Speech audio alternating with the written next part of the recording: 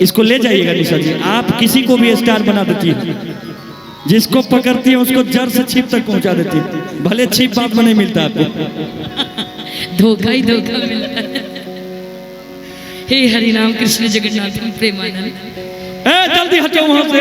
इस दुनिया में सिर्फ मुझे ही धोखा क्यों मिलता है?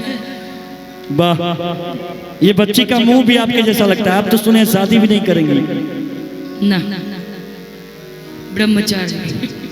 ए बाबा पेपर ना का चाहिए बाबा।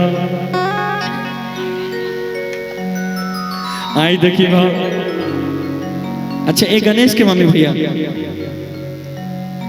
एक गणेश के मम्मी बस पाभर भाग किया। अच्छा भैया, चार लगाने का मन है। मैं हमारे बाबा का मन है कि बाबा टेपर ना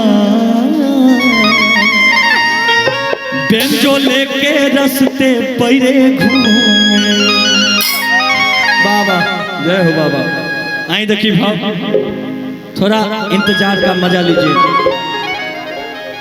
हो नहीं खाए खोवा मेवा, नहीं मिश्री मलाई, नहीं खाए खोवा मेवा, नहीं मिश्री मलाई। अधैले पानी हो तब इसके दिया दाना। एक गणेश के मम्मी,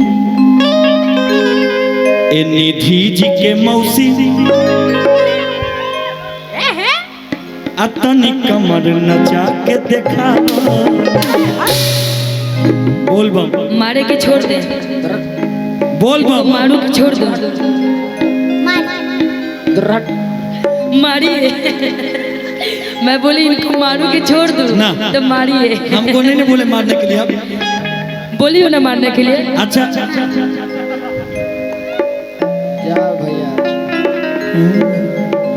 कि देखने में तुमको भले गवार लगते हैं, कि देखने में तुमको भले गवार लगते हैं। निशा जी, तोरा का पता है इका मछिए से हमको रंगदार लगते।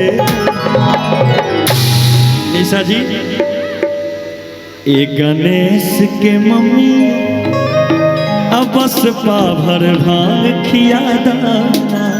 आइए राहुल जी, 1 2 1 2 3 4।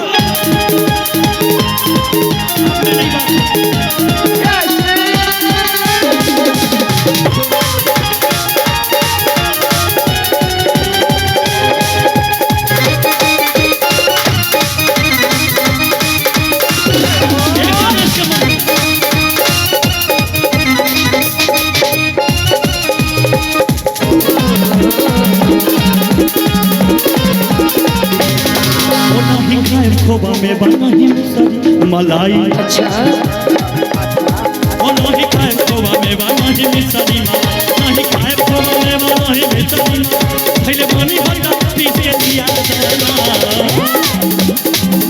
गणेश के मम्मी, ये क्या था? एक कार्तिक जी के मम्मी। हाँ बाबू तुम रुक जाओ भी। बाबू तेरा साथी तुम मार देना है। ठीक ठीक। पत्नियां पति पे हाथ नहीं उठाती हमारी है। बहुत खास है बाबू। आज नहीं, आज ही मारेगी आपको। बेटी के लिए भी एक बात याद है कि पापा की निगाहों में, ममता की बाहों में कुछ दिन और रहती तो क्या बिगड़ जाता। पापा में छोटी से बड़ी हो गई क्यों? पहले बेटी तेरी मौसी छोटी से बड़ी हो गई के पापा पापा की निगाहों में ममता की बाहों में कुछ दिन और रहते। जाने कहाँ खो गया, फिर आपका ध्यान उधर है क्या? सोच रहे उसकी भी बेटी हो जाए जल्दी से। बेटी है उसको ऑलरेडी, शादी नहीं हुई आज तक, खाली बेटी है। के पापा की निगाहों में ममता की बाहों में कुछ दिन और रहती तो क्या बिगड़ जाता।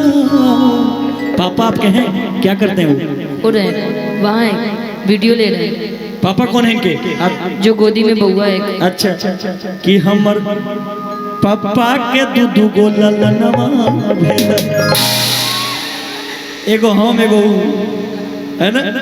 ये बच्चा की तरफ से हम बोलते हो नहीं खाएब खोबा मलाई मिसरी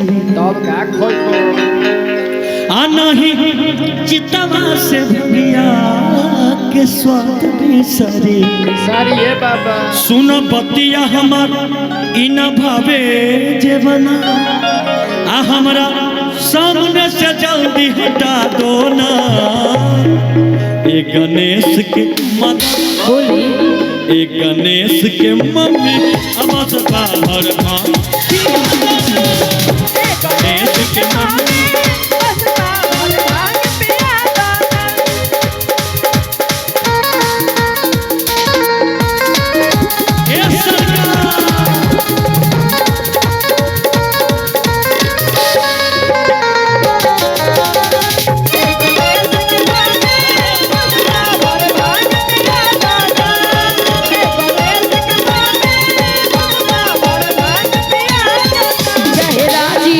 चाहे हो हमें भी सब न सुन ले रउआ। चाहे राजी होई चाहे हो हमें भी सब न सुन ले रउआ। धने करी खलाल करी हमारा पकिया, धने करी खलाल करी हमारा पठार नस करी जनी नस में नसा।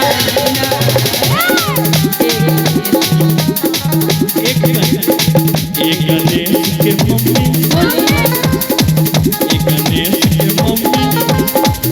अनिकम सा पकड़ के नचा। गणेश के मम्मी अमस बाहर भाग पिया दाना। चारा खींचे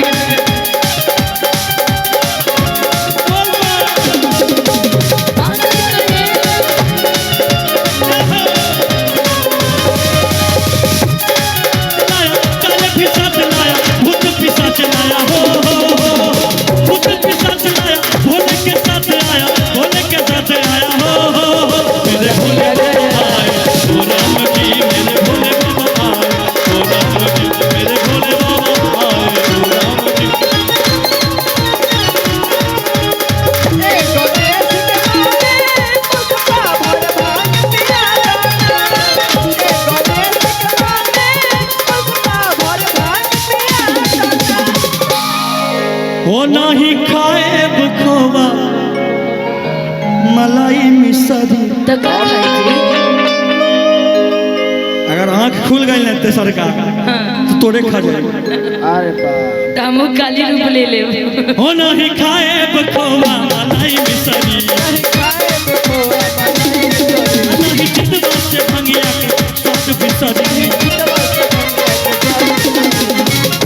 चिलो मेरे के अब मारी जान हो जका हम चिलो मेरे के अब मारी जान। बस चार चिलो हो बस चार भर एक गणेश के मम्मी। ए हेलो ए बउआ करंट मास्टर रुक जाइए। क्या नाम है इनका? नाम क्या है इनका पता है आपका? निधि। आपका क्या नाम है? आपका रिद्धि कुमारी। निधि रिद्धि आई है सिद्धि। पहचाने नाम है जी मेरा सिद्धि नाम है मेरा। एक बार बोलिए क्या नाम है मेरा? दीदी, साथ में दीदी। अरे पहली ऐसी मैं गायिका हूँ जिसको लोग दीदी बोलते हैं ना जी। और इतने सारे भाई और कल पहला ऐसा गायक हूँ जिसको भैया बोलते हैं। तो पहली कल लव यू दिल से। और कल रक्षाबंधन कि है। पत्थर को पीस देने से कभी मैदा नहीं हुआ निशा जी। हम लोगों को, हम मर्दों को जो झुका दे ऐसा कोई पैदा नहीं हुआ निशा जी। हम है ना, हम है ना। बेगूसराय नहीं, हम बिहार के हैं। बिहार में बहार है तबे ना हो। अच्छा भंगिया न देबू तका मलो आ काम मेहनत के काम निशा जल्दी कोलो। खोजो कहाँ चिलम लेके आवा मारी दो। अच्छा चिलम पीना ही है आपको? हमारी मांगे पूरी करो, गांजा भांग पूरी करो। अब बस 4 चिलम भर के थमाना। हमारा बात हो चुका है वीरेंद्र भैया से। वो बोले कि प्रोग्राम खत्म कर लीजिए, उसके बाद जितना चिलम पीना है पीछे व्यवस्था बना। सही बात है, पूछिए है ना भैया? सही बात। नहीं पिलाइएगा फिर अगली बार नहीं आएंगे।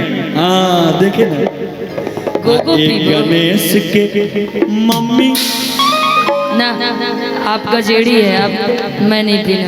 रिद्धि और सिद्धि अतनी कमर हिला के देखा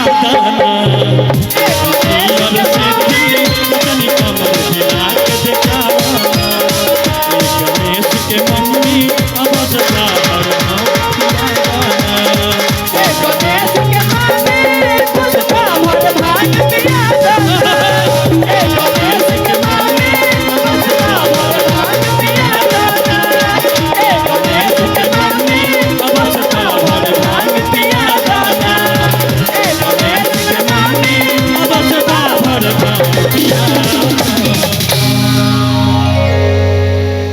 ये गणेश के मम्मी।